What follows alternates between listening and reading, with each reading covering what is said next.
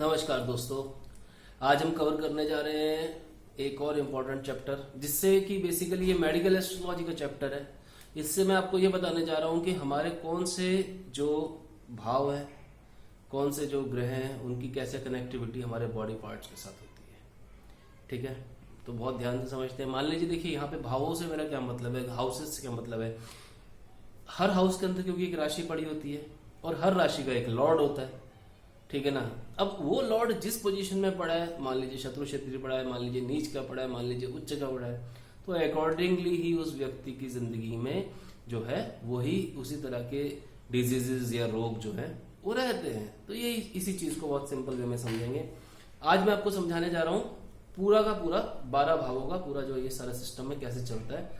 इसको बोलते हैं सारा मेडिकल एस्ट्रोलॉजी। मेडिकल एस्ट्रोलॉजी की समझ बहुत जरूरी है। जब हम बीमारियों को देखेंगे तो हमारे को ये चैप्टर बहुत इंपॉर्टेंट तरीके से काम आएगा। अब हम बात करते हैं पहले भाव की, यानी कि फर्स्ट हाउस की। फर्स्ट हाउस जो है हमारा हेड, ब्रेन और क्रेनियम।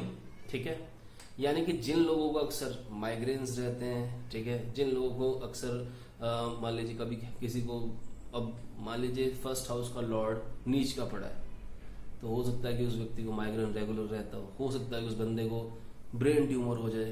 तो इस तरह की जो, और ब्रेन, और देखिए जो कैंसर या ब्रेन ट्यूमर, ये मैं आपको एक चीज बहुत क्लियर कर देता हूँ, जो बड़ी बीमारियां हैं, बड़ी बीमारियों से मेरा मतलब है कि जिनका डायग्नोज होना बहुत मुश्किल रहता है, वो सारी बीमारियां जो होती हैं वो लगभग सैटर्न से गवर्न होती है। सैटर्न से मतलब गवर्न नहीं होती है कि उस भाव की पोजीशन तो हमें देखनी है, मगर हमारे को सैटर्न का रोल भी देखना है कि सैटर्न की पोजीशन कैसे पड़ी है, तो उसके बेस पे हम जजमेंट लेंगे ये सारा। ठीक है ना। तो हमारा यहाँ पर फर्स्ट हाउस जो है हमारा क्लियर हो गया। अब हम जाने जा रहे हैं सेकंड हाउस के ऊपर। सेकंड हाउस मैंने आपको पहले बताया था, it represent our throat, right I as well as teeth, दांत। ठीक है ना, इसको रिप्रेजेंट करते हैं हमारा सेकंड हाउस। अब किसी व्यक्ति को कंटिन्यूअसली प्रॉब्लम रहती है दांतों से संबंधित, ठीक है ना, तो अगेन वो भी राइट हैंड, राइट तरफ, ठीक है, तो नेचुरल है कि आप अंदाजा लगा सकते हैं कि सेकंड हाउस हो सकता है अफेक्टेड हो, मगर सेकंड हाउस के जो लॉर्ड है उसकी पोजीशन हमारे को फिर से जज करनी पड़ेगी, देखनी पड़ेगी। एज वेल एज हम सिक्स्थ हाउस का भी इसमें आंकलन करते हैं। ठीक है, अब हम जा रहे हैं थर्ड पे। थर्ड हाउस जो होता है वो रिप्रेजेंट करता है हमारे राइट हैंड को। अक्सर जो अच्छे स्पोर्ट्समैन होते हैं, और आप ये कह लीजिए जो ऐसे व्यक्ति जो वॉरियर्स होते हैं, पहले के टाइम पे जो शक्तिशाली वॉरियर्स माने जाते थे, वो वही माने जाते थे जिसको हम पराक्रम, मैंने बताया था, पराक्रम का भी हाउस माना जाता है। ठीक है ना। तो हमारे जो राइट ईयर, हैंड्स, शोल्डर, सबको रिप्रेजेंट करता है हमारा थर्ड हाउस।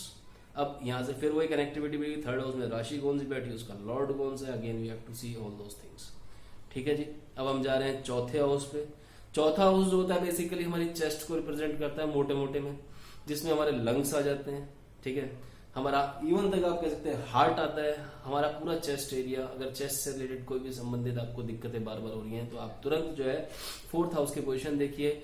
अगर फोर्थ हाउस को, और अच्छा पोजीशन देखने से मेरा मतलब ये है कि मैंने आपको पहले भी चीज क्लियर की थी कि हमें नीच के ग्रहों को कभी जो होते हैं उनके स्टोन नहीं पहनाने होते, उनको हमें शांत करना होता है, उनके हमें डोनेशंस करने होते हैं। डोनेशंस के ऊपर एक चैप्टर आने वाले टाइम में लेंगे, हम लोग करेंगे क्लियर सारा वो भी। तो रेमेडीज जो है मैं आपको बताता जाऊंगा, बिकॉज अभी जब कुंडलियां छेड़ूंगा तो उसमें रेमेडीज बताऊंगा, और रेमेडीज में आपको ऐसी बताऊंगा कि जिनमें कोई मतलब कोई फालतू में ये जो पाठ करना है, वो करना है, ये करना है, कुछ नहीं है। सिंपल सा 2 पैसे का कहते हैं ना, सिंपल सा, बड़ा सस्ता, आपकी जेब के अनुसार आप जितना जो दान पुण्य कर सकते हैं वो उतना ही कीजिए।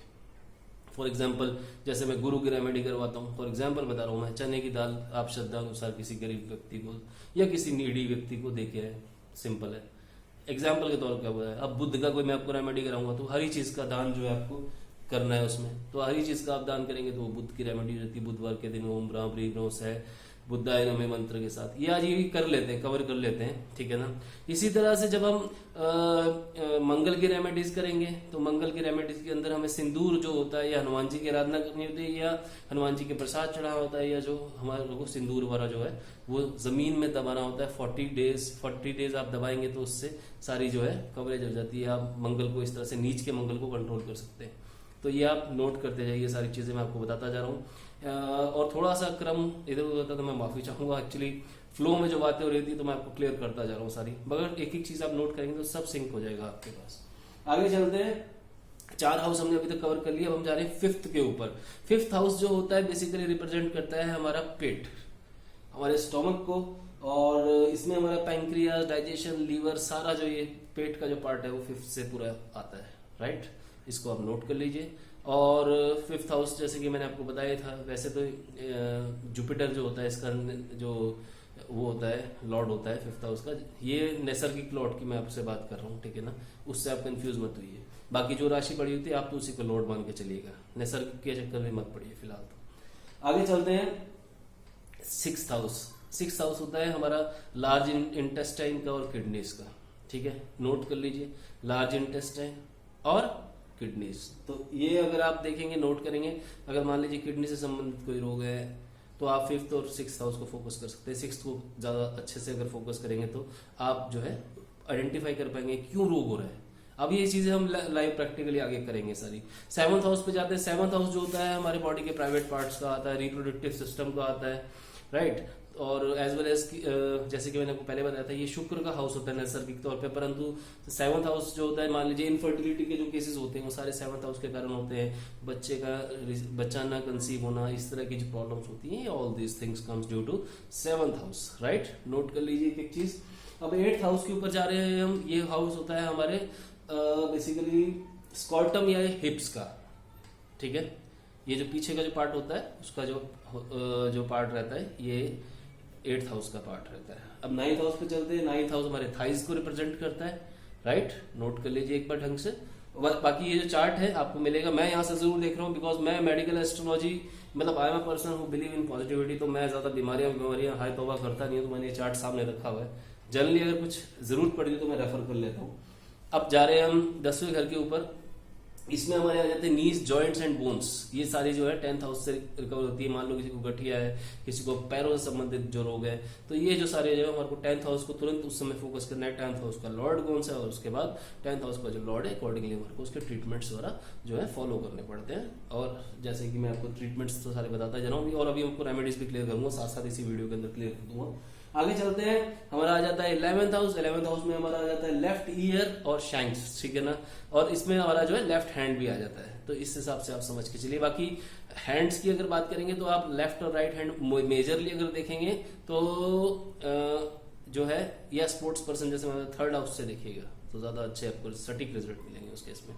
अब आ जाते हैं हम 12वें घर के ऊपर। 12वां जो घर होता है वो होता है हमारी लेफ्ट आई और हमारे फीट का, यानी कि हमारे पैरों का। तो दोस्तों 2nd हाउस जो हुआ हमारी राइट आई का हुआ और जो 11th हाउस हुआ हमारी लेफ्ट आई का हुआ। इस तरह से थोड़ा सा समझ लीजिए, ठीक है। इसी तरह से 11th हाउस जो हुआ वो हमारा लेफ्ट ईयर का हुआ और जो 3rd हाउस हुआ हमारे इसका ईयर को भी रिप्रेजेंट करता है ये। तो ये मैंने आपको सारी चीजें क्लियर कर दी है। आपको डाउट हो रहा था, वीडियो को एक बार चला के फिर से देखेंगे तो आप नोट अच्छे से कर पाएंगे। नोट कर लीजिएगा, अपने नोट्स बनाते जाइए, एक बार नोट्स बनाएंगे आपको याद हो जाएगा सारे का सारा। तो मैंने आपको बुध की रेमेडीज बताई, मैंने आपको गुरु की रेमेडीज बता दी। गुरु के अंदर मैंने आपको बताया था, गुरु में पीली चीजों के जो दान होते हैं हम करते हैं, गुड़ और चने की दाल जो होती है गुरुवार के दिन। ओम ग्रा ग्री ग्रो सह गुरुवे नमः, इस मंत्र के साथ आप इन डोनेशंस को कर सकते हैं। बुद्ध का एक बार फिर से रिपीट कर देता हूँ, फिर रेमेडीज को कवर करेंगे and then we will close this video. Budh में आ गया ओम ब्राह्म ब्रीब्रो सह बुद्धाय नमः मंत्र है। हरी चीजों का दान, पालक और मेथी वगैरह, बथुआ वगैरह आप जो है गाय को, किसी नीडी व्यक्ति को दे सकते हैं, गाय को दे सकते हैं, बुधवार के दिन देंगे। तो ये मैं आपको उपाय तब बता रहा हूँ जब कोई ग्रह नीच का होता है, स्पेसिफिकली उसकी कंट्रोलिंग के लिए, ये इंपॉर्टेंट है। अब आते हैं सूर्य के ऊपर। सूर्य के अगर आपको उपाय करने तो संडे के दिन, रविवार के दिन गाय को गुड़ खिलाना सबसे बेहतरीन उपाय रहता है। आटा जो होता है, गुना हुआ आटा, उसके पेड़े बना के उसके अंदर गुड़ लपेट के भी आप खिलाएं तो बहुत अच्छे आपको मतलब इसके रिजल्ट्स मिलेंगे। ओम घृणी सूर्य आदित्य नमः मंत्र के साथ करना है वाला काम। ओम घृणी सूर्य आदित्य नमः, इस मंत्र के साथ आपको ये वाला करना है। इसके अलावा अब थोड़ा सा चलते हैं हम शनि की तरफ बढ़ते हैं। शनि का जब हम काम करते हैं तो शनि के अंदर हमारे को ध्यान रखना है कि हम घर के अंदर एक तो अगर कोई पुरानी चप्पलें हैं सही हैं, काली छतरी है या कोई पुराना काला कोट है, इस तरह की जो ब्लैक चीजें हैं, ये जैसे कि ये मेरा ब्लेजर है, अगर ये पुराना हो जाए, मेरे काम का नहीं है और घर में पड़ा है, और अक्सर जो शनि के जो नेगेटिव रिजल्ट्स मिलने स्टार्ट होते हैं, आप पाएंगे कि घर में कबाड़ पड़ा हो जैसे, तो घर में कबाड़ ना रखें, वास्तु के पॉइंट ऑफ व्यू से भी अच्छा नहीं होता है।